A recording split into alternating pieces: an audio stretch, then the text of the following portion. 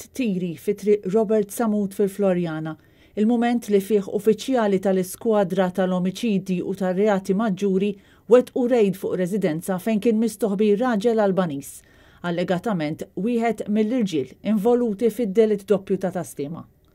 Ġimgħa eżatt wara d-delitt ta' Chris Pandolfino u Ivor Maciejowski taħt xemx tiżreġ ftit wara s-sija ta' wara nofsinhar, f'operazzjoni ta' aktar minn sija il-pulizija rnexxielhom jarrestaw lil Daniel Muka, Albaniż li kien diġà magħruf sew u li kien involut f'diversi każi oħra. Muka u wieħed mis-suspettati b'rabta mal-assassinju tat-tabib Pandolfino u s-sieħeb tiegħu. Net News jinsab infurmat li f'din l-operazzjoni ġew arrestati wkoll żewġ tirġiel Maltin li kienu qed jagħtu kenn lill-Albaniż.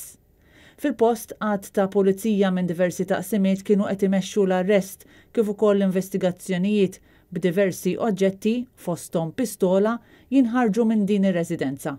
Għadu mhux ċar jekk il-pistola hix l-istess waħda li biha inqatlu Chris Pandolfino u Ivor Maciejowski. Il-pulizija deru wkoll deħlin fit-triq San Franġisk, kantuniera ma' residenza li minnha nħareġ Muka waqt l-investigazzjonijiet.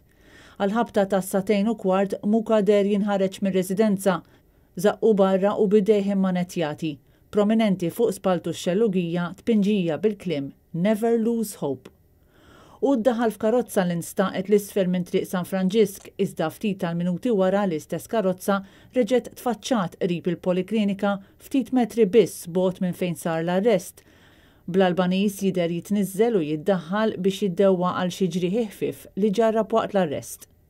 Wara madwar 20 minuta Muka reġa' der ħireġ mill-klinika u ddaħal fil-karozza li saqitu lejn il-lokab tal-pulizija.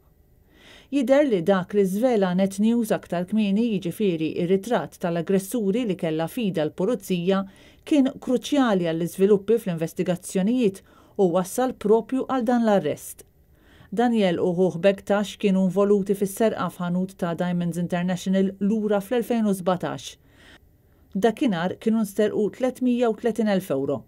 Wieħed mill-Albaniżi kien ipponta pistola lejn uffiċjali tal-pulizija iżda fortunatament l-arma ma kienx ħadmet.